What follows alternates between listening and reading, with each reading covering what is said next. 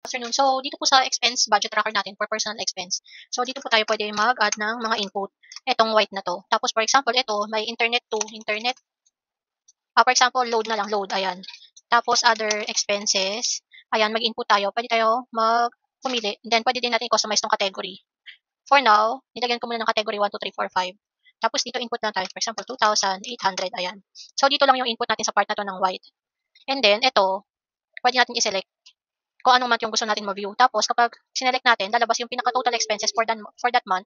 And then, lalabas din dito yung pinaka-details for specific month na sinelect natin. For example, January.